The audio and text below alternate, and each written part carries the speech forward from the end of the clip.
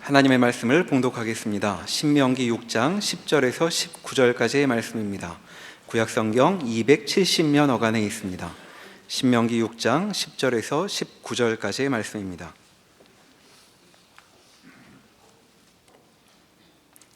내 하나님 여호와께서 내 조상 아브라함과 이삭과 야곱을 향하여 내게 주리라 맹세하신 땅으로 너를 들어가게 하시고 내가 건축하지 아니한 크고 아름다운 성읍을 얻게 하시며 내가 채우지 아니한 아름다운 물건이 가득한 집을 얻게 하시며 내가 파지 아니한 우물을 차지하게 하시며 내가 심지 아니한 포도원과 감람나무를 차지하게 하사 내게 배불리 먹게 하실 때에 너는 조심하여 너를 애굽 땅 종되었던 집에서 인도하여 내신 여호와를 잊지 말고 내 하나님 여호와를 경외하며 그를 섬기며 그의 이름으로 맹세할 것이니라.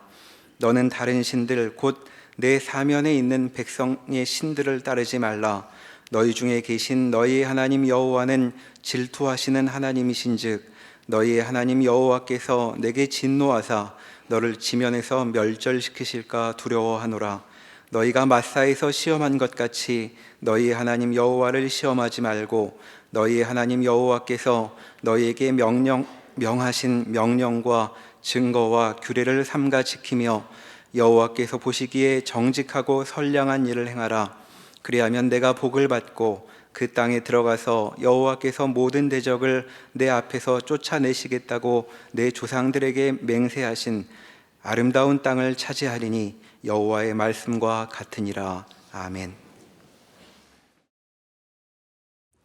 이스라엘 백성들에게 가나안 땅은 정복해야 할 땅이 아니라 이미 하나님의 약속에 근거되어서 주어진 땅이라고 말씀을 드렸습니다.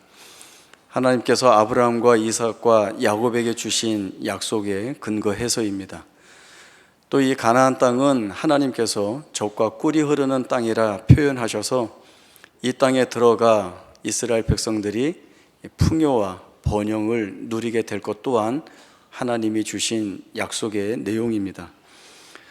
이렇게 설명이 되어 있습니다. 내가 건축하지 아니한 크고 아름다운 성읍을 얻게 하시며 내가 채우지 아니한 아름다운 물건이 가득한 집을 얻게 하시며 내가 파지 아니한 우물을 차지하게 하시며 내가 심지 아니한 포도원과 감람나무를 차지하게 하실 것이다.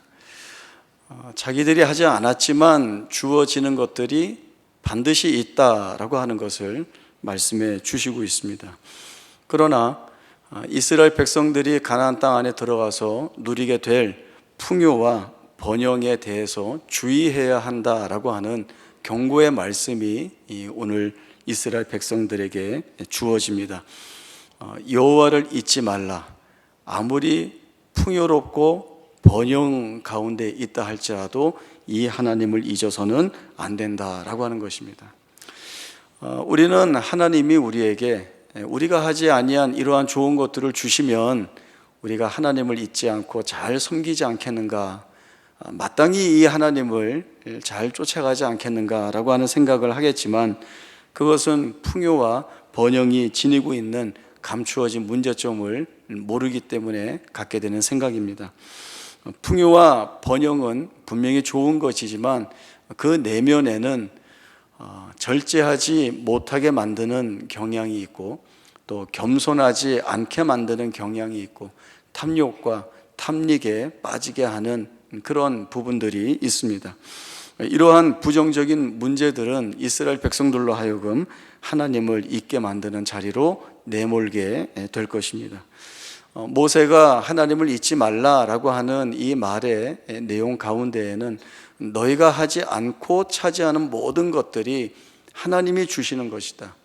이 하나님이 베풀어 주시는 이 주시는 은혜를 통하여서 하나님이 이스라엘에게 어떤 하나님이신지, 또 이 하나님은 이스라엘이 어떠한 처지와 상황 속에 있다 할지라도 일하시고 역사하실 하나님이 분명하다라고 하는 메시지를 그 안에 담아두고 있는 것입니다. 신명기가 하고 있는 가장 강력한 주제는 하나님이 행하신 일들을 잊지 말고 기억하라라고 하는 것입니다.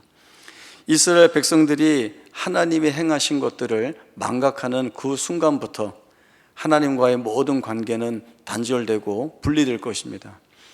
하나님의 백성이 하나님에게서 끊어지면 그 하나님으로부터 주어지는 모든 것들이 중단이 될 것입니다. 혹 하나님이 주셨던 부분을 세상이 책임질 수 있겠지만, 그러나 하나님 없이 주어지는 것은 이스라엘 백성들에게 사실은 필요한 것이 되지 못합니다. 모세는 이스라엘 백성들에게 이러한 사실을 경고하면서 과거에 있었던 하나의 사건을 회고합니다. 출애굽기 17장에 보면 이스라엘 백성들이 르비딤에서 일으켰던 사건 하나가 말씀이 되고 있습니다. 르비딤에 도착한 이스라엘 백성들이 마실 물이 없자 모세를 원망하기 시작했습니다. 여기에서 재미있는 부분이 나오는데, 이스라엘 백성들은 모세에게 물을 달라라고 요구하는데, 이에 대한 모세의 답은 너희들이 왜 여호와를 시험하느냐라고 말합니다. 질문과 답이 맞아 보이지 않습니다. 물을 달라 할 때에 물을 줄 수 있다거나 아니면 지금은 물을 줄 수 없다, 이런 식의 답이 나와야 문맥이 통하는 것 같은데, 너희는 왜 하나님을 시험하느냐고 꾸짖습니다. 모세는 이스라엘 백성들의 물을 달라라고 하는 그 내면에 숨어 있는 뜻이 무엇인지 알기 때문에 그 같은 말을 한 것입니다. 여기서 모세가 시험하지 말라라고 할 때 그것은 시험하다라고 하는 그 단어가 가지고 있는 원어의 뜻은 어려운 상황을 통해서 그 대상의 진가를 입증하고자 하는 그러한 모양을 뜻합니다. 다시 말해서 이스라엘 백성들은 이 말을 하고 있는 것입니다. 우리가 필요할 때 필요한 것을 주었고, 우리가 마실 물이 없을 때에 마실 물을 주었었는데 지금은 왜 안 주십니까? 지금 안 주시는 것 보니까 하나님 우리 가운데 계시지 않는 것 아닙니까? 라고 하는 불신과 의심의 눈초리로 질문을 하고 있는 것입니다. 하나님은 시험을 받으실 하나님이 아니십니다.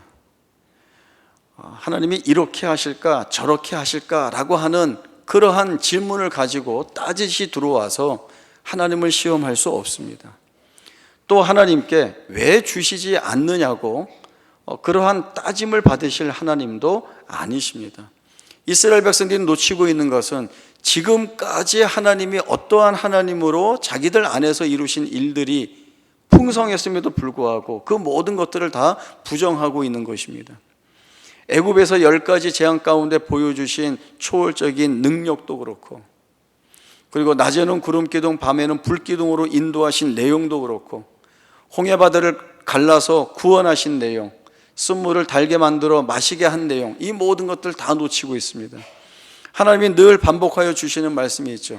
나는 너희의 하나님이 되고 너희는 내 백성이 될 것이다. 내가 너희를 지키겠고 너희의 나아갈 바를 내가 인도하겠다.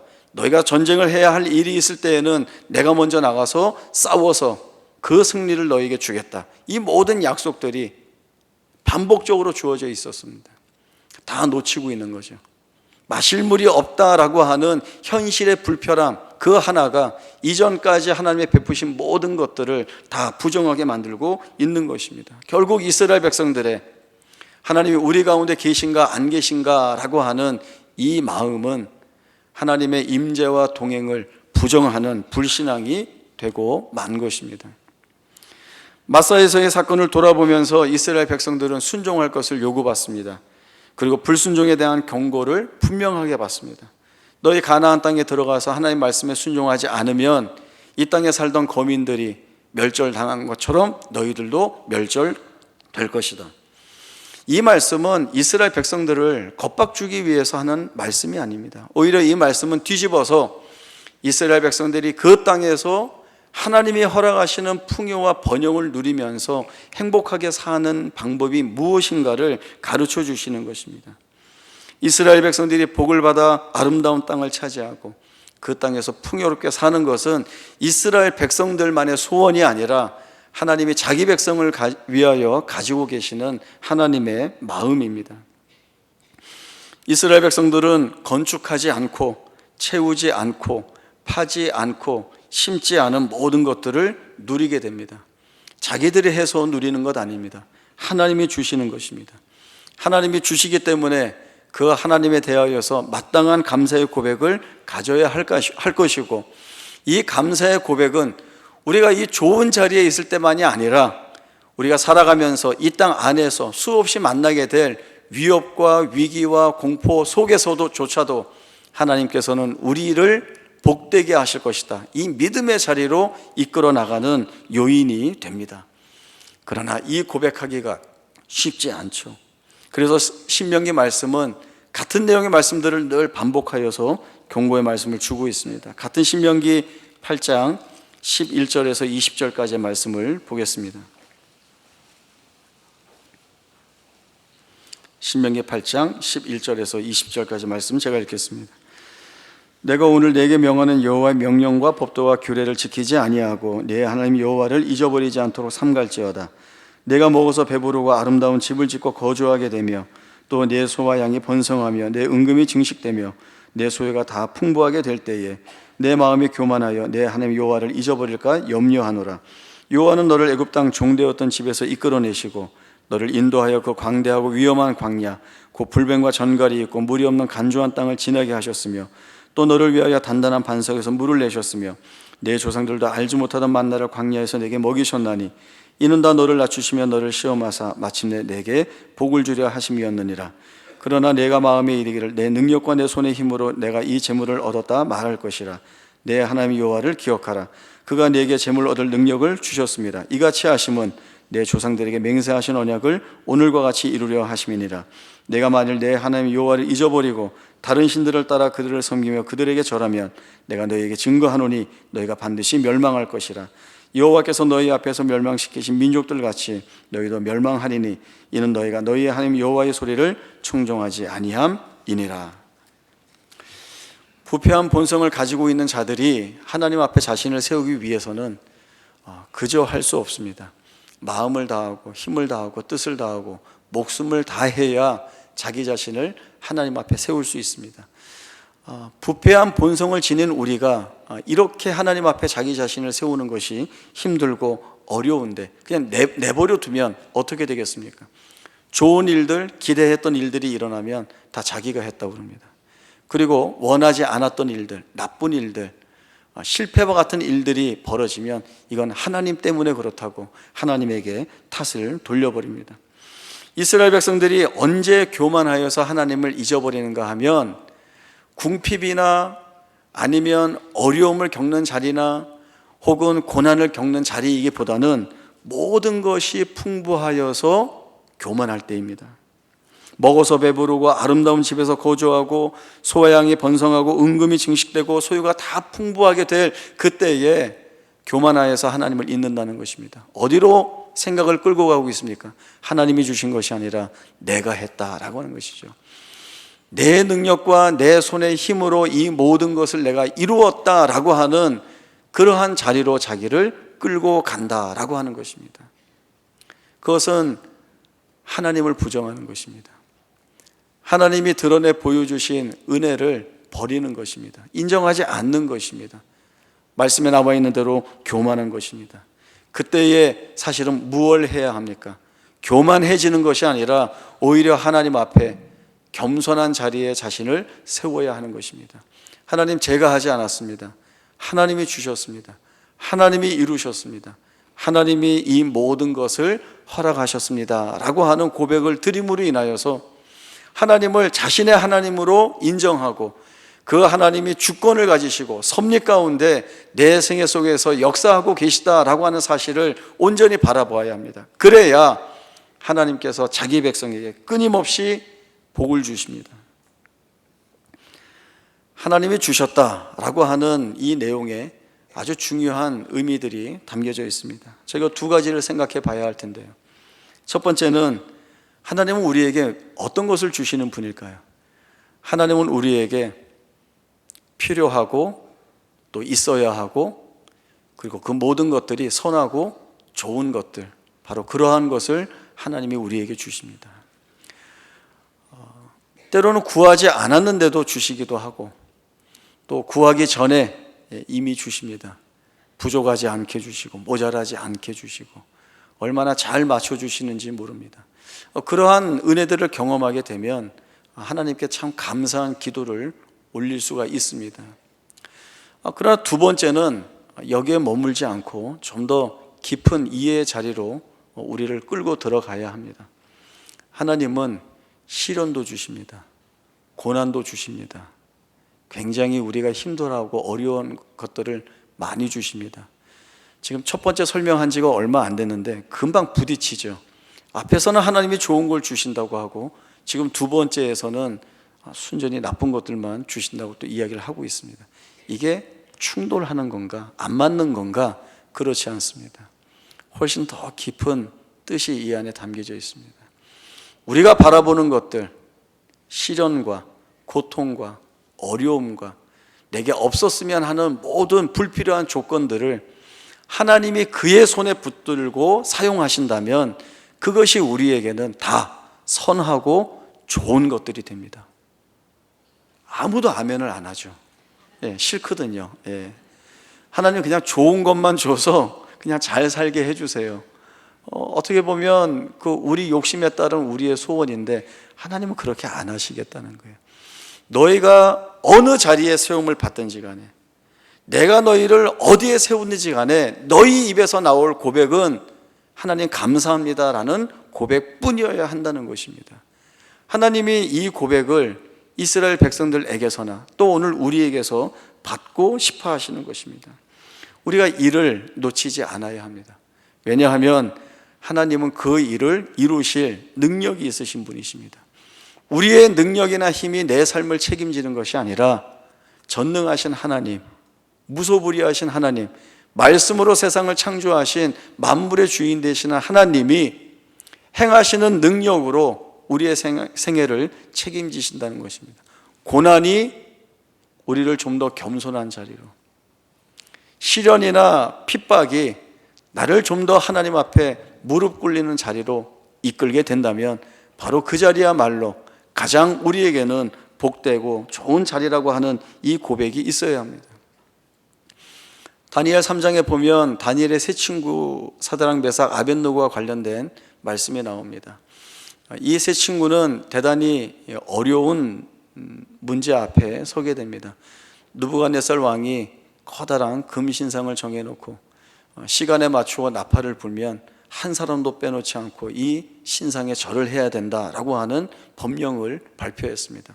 따르지 않으면 풀무불에 던져 죽이겠다라고 하는 것입니다. 모든 자들이 이 법령 앞에 무릎을 꿇습니다. 그러나 사드락 메삭 아벳느고는 그 분명한 법령을 거부합니다. 이를 안 느부갓네살 왕이 와서 이 이야기를 합니다. 너희가 절하지 않으면 풀무불에 던져질 텐데 너희를 내 손에서 능히 건져낼 신이 있겠느냐라고 하는 것입니다. 이 세 친구가 뭐라고 얘기를 하는가 하면 우리가 왕이 무엇을 말하는지 잘 알고 있습니다. 그러나 왕이 우리를 풀무불에 던진다 할지라도 여호와 하나님은 우리를 거기에서 구원해 내실 것입니다. 그리고 그렇게 하지 아니하실지라도 우리는 하나님을 버리고 우상에게 절을 할 수가 없습니다 라고 담대한 여호와 신앙을 고백하게 됩니다. 사실 이들이 처한 상황은 두려울 수밖에 없는 상황입니다. 죽음 앞에 서 있습니다. 그리고 이런 생각도 할 수 있습니다. 우리가 비록 이방 나라의 포로로 잡혀와 있지만 귀족이었기 때문에 여지까지 좋은 대접을 받고 편하게 잘 살았는데 왜 하나님은 갑작스럽게 이런 시련을 주셔서 우리로 하여금 어려운 자리에 처하게 하는가? 사실 이 세 친구는 어떤 모양으로든 하나님을 불신하고 또 그 하나님께 불순종할 수 있었습니다. 그러나 이들은 단지 구원해 달라는 그 요청만이 아니라 자신들에게 하나님이 어떠한 하나님이신지를 이미 잘 알고 있었습니다. 자신들의 생애가 하나님의 손에 붙잡혀 있는, 하나님의 주권에 의하여서 움직이고 있다라고 하는 사실을 알고 있었기 때문에 살아서도 여호와를 붙잡고 죽는다 할지라도 여호와를 놓칠 수 없다라고 하는 이 고백을 하고 있는 것입니다. 우리가 잘 알고 있는 요셉의 생애도 그렇습니다. 요셉은 형들에 의하여서 구덩이에 떨어졌습니다. 구덩이에 떨어져서 형들 살려주세요 소리쳤고 하나님 살려주세요 외쳤을 것입니다. 하나님은 아무 응답도 안 하십니다. 노예로 팔렸고 억울한 모함을 받아서 깊은 감옥에 갇혔습니다. 거기에서 요셉이 기도하지 않았을까요? 기도 많이 했을 것입니다. 외쳤을 것입니다. 침묵하시고 응답하시지 않는 그 하나님 들으시라고 목청껏 높여 소리질러 기도했을 것입니다. 그러나 하나님은 아무 응답도 없었습니다. 겉으로 드러나는 것은 요셉의 인생이 버림받은 것 같고 불행한 것 같고 혹독한 고난을 겪는 비참한 인생 같아 보입니다. 우리는 이럴 때 하나님이 침묵하셨다, 하나님이 응답을 안 하셨다라고 하는 말을 합니다. 그러나 우리 이 말을 조금 더 깊은 내용으로 다시 살펴볼 필요가 있습니다. 정말 하나님이 침묵하셨는가? 정말 하나님이 응답을 안 하셨는가? 그렇지 않습니다. 하나님은 침묵하시는 하나님 아니시고 말씀하시는 하나님이십니다. 하나님은 응답 안 주시는 하나님이 아니라 응답을 하시는 하나님이십니다. 단지 하나님께서 요셉의 생애를 붙들고 이루어 나가시는 그 모든 여정 안에 침묵과 그리고 무응답같이 보이는 이 내용을 응답의 형태로 사용하고 계실 뿐입니다. 말이 어렵나요? 안 어렵죠. 침묵하시는 것 같지만 하나님은 요셉을 말씀으로 단련하고 계셨습니다. 그리고 응답하시지 않는 것 같지만 하나님은 요셉을 다듬어 가고 계셨고 그리고 만들어 가고 계셨고 그 시간은 하나님의 목적을 이루는 자리로 서서히 나아가고 있었습니다. 그래서 겉으로 볼 때에는 침묵하시는 하나님 때문에, 응답을 주시지 않는 하나님 때문에 모든 것이 멈춰졌고 망해 보이는 것 같지만, 그러나 요셉의 생애는 철저하게 하나님의 통제 속에 있었다는 것을 우리가 바라보아야 합니다. 하나님은 요셉을 놓치신 적이 없습니다. 내버려 두신 적도 없습니다. 하나님이 행하신 것은 요셉에게 은혜를 주시고 계셨고 요셉을 하나님의 목적에 따라 지금 사용하고 계셨다라고 하는 것입니다. 이스라엘 백성들이 가나안 땅에서 누리게 될 풍요는 하나님께 순종할 때 주어지는 것입니다. 하나님께 불순종할 때도 주어진다면 그것은 최악의 결과를 가져다 주게 될 것입니다. 독이 될 것입니다. 여로보암 2세가 이스라엘의 왕으로서 나라를 통치하는 때가 있었습니다. 그 시대는 이스라엘이 정치, 경제, 사회, 문화, 군사 모든 면에서 가장 번성했던 시기였습니다. 막강한 군사력을 앞세워서 옛날에 잃었던 영토를 되찾기도 하고 또 전쟁을 통하여서 다른 나라의 땅을 빼앗아서 자신의 영토를 확장하기도 했습니다. 경제도 성장하고 막 부흥하다 보니까 백성들은 어려움 없이 너무나도 부유하게 잘 사는 시대였습니다. 주변 나라에서도 이 이스라엘을 부러워하고 이스라엘 백성들 스스로도 얼마나 우리가 잘 살고 있는가, 이러한 자존감이 아주 극에 달았던 시대였습니다. 영적으로는 어땠을까요? 영적으로는 가장 암흑의 시기를 보내고 있었습니다. 하나님을 떠났고 하나님을 버렸고 하나님의 말씀을 배척했고 하나님을 예배하지 않았습니다. 그들의 마음을, 생각을 지배하는 것은 우상이었고 자기 자신이었습니다. 하나님과 전혀 상관없는 삶을 살고 있었습니다. 그들이 누렸던 부요와 번영과 풍요로움은 사실 그들에게 독이었습니다. 오히려 없고, 그래서 주의 은혜가 필요하다라고 했으면 주 앞에 무릎을 꿇었을 것입니다. 결국은 이 싸움입니다.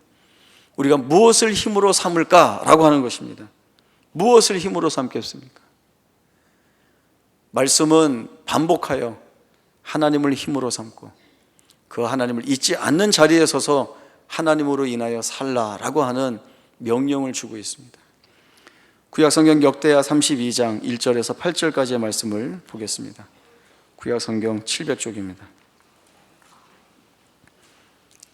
역대하 32장 1절에서 8절까지의 말씀 제가 읽겠습니다. 이 모든 충성된 일을 한 후에 아수르 왕 사네립이 유다에 들어와서 견고한 성읍들을 향하여 진을 치고 쳐서 점령하고자 한지라. 히스기야가 사네립이 예루살렘을 치러 온 것을 보고 그의 방백들과 용사들과 더불어 의논하고 성 밖의 모든 물 근원을 막고자 하며 그들이 돕더라. 이에 백성이 많이 모여 모든 물 근원과 땅으로 흘러가는 시내를 막고 이르되 어찌 아수르 왕들이 와서 많은 물을 얻게 하려 하고 히스기야가 힘을 내어 무너진 모든 성벽을 보수하되 망대까지 높이 쌓고 또 외성을 쌓고 다윗성의 밀로를 견고하게 하고 무게와 방패를 많이 만들고 군대 지휘관들을 세워 백성을 거느리게 하고 성문 광장에서 자기 앞에 무리를 모으고 말로 위로하여 이르되 너희는 마음을 강하게 하며 담대히 하고 아수르 왕과 그를 따르는 온 무리로 말미암아 두려워하지 말며 놀라지 말라. 우리와 함께 하시는 이가 그와 함께 하는 자보다 크니 그와 함께 하는 자는 육신의 팔이요 우리와 함께 하시는 이는 우리의 하나님 여호와시라. 반드시 우리를 도우시고 우리를 대신하여 싸우시리라 하매 백성이 유다 왕 히스기야의 말로 말미암아 안심하니라. 아멘. 주전 722년에 아수르에 의하여서 북이스라엘이 멸망을 당합니다. 그러니까 아수르 편에서 보면 이제 남방으로 내려가서 남유다를 정복하고 그리고 그 옆으로 더 돌아 내려가서 애굽을 정복하고 그러면 아프리카 대륙까지 자신들의 그 세력을 확장시킬 수 있기 때문에 좋은 기회입니다. 그래서 몇 번의 침공을 합니다.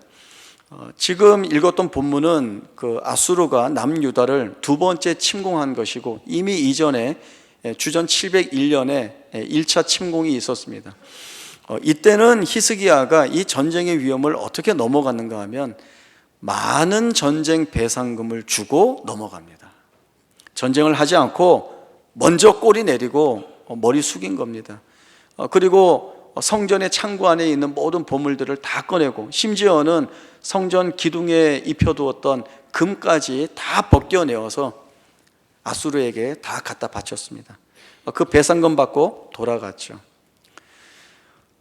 전쟁을 해야 하는 위기 앞에서 지혜로운 방법을 써서 나라를 구한 것 같아 보이지만 성경은 히스기야의 이 행동을 하나님을 의지하지 않고 인간적인 방법이었다라고 말씀합니다.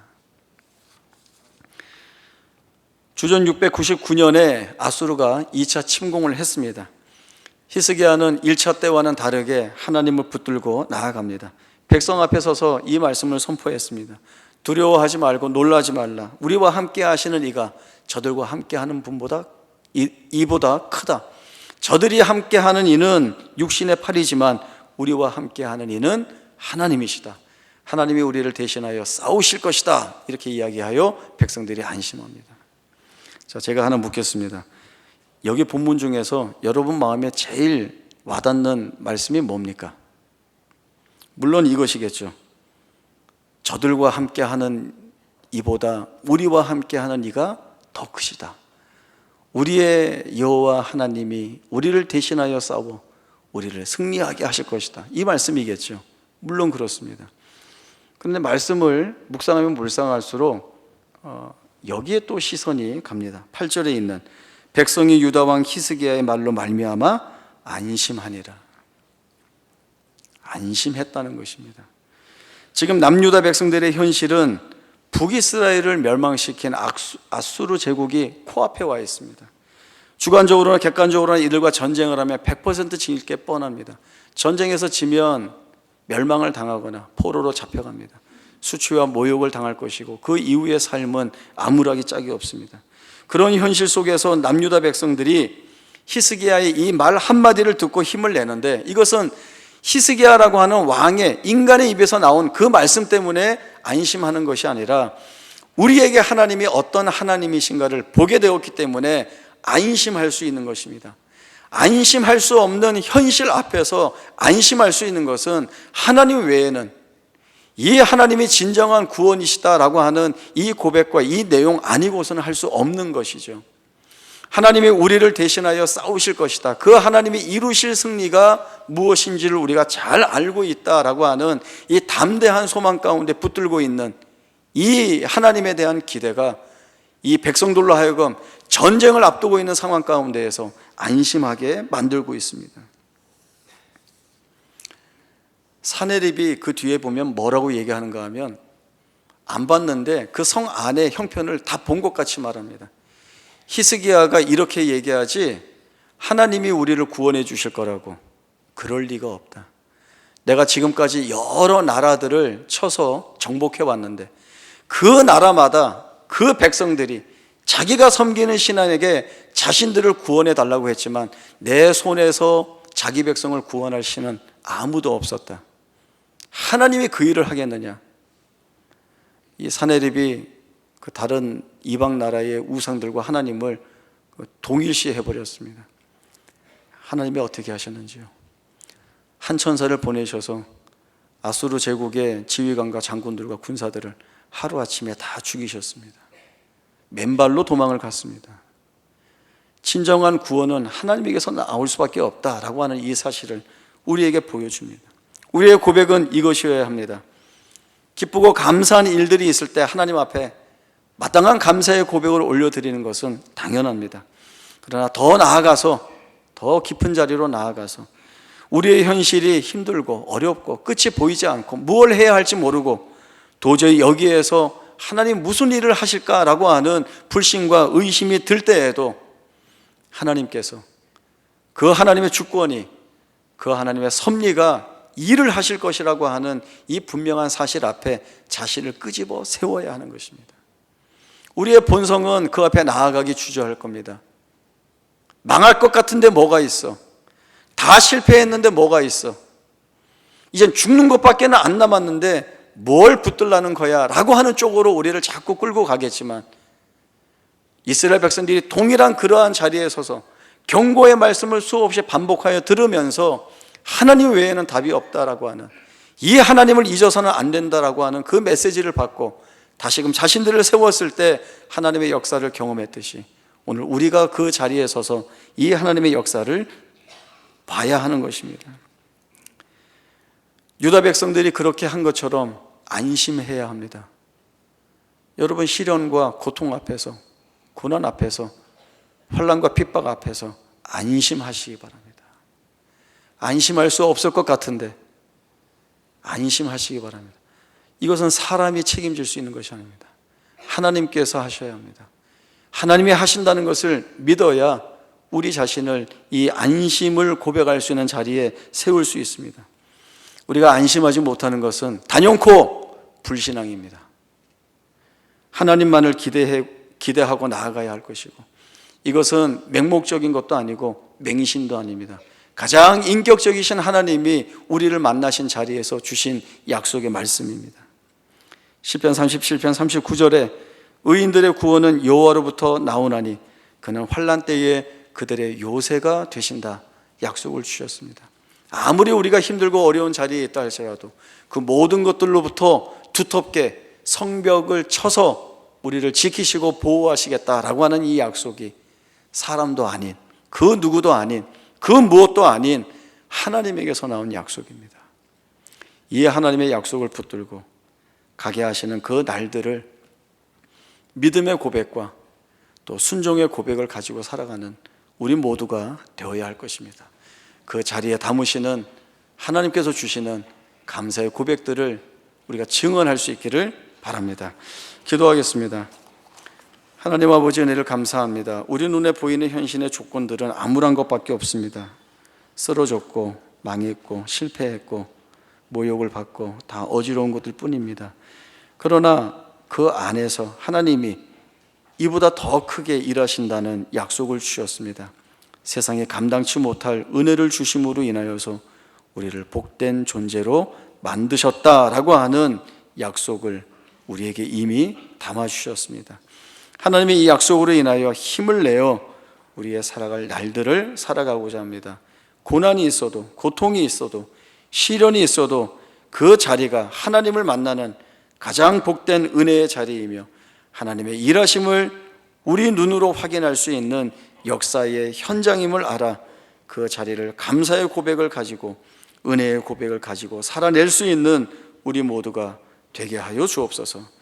지금은 우리 주 예수 그리스도의 은혜와 하나님 아버지의 크신 사랑과 성령 하나님의 충만하신 역사하심이 우리를 놓치지 아니하시고 우리 안에서 일하시는 하나님의 일하심이 크다라고 하는 사실 앞에 머리를 숙이고 가게 하시는 그 길들을 감사한 고백을 가지고 살리라 다짐하는 주의 사랑하는 성도들 머리 위에 지금으로부터 영원토록 함께 있을지어다. 아멘.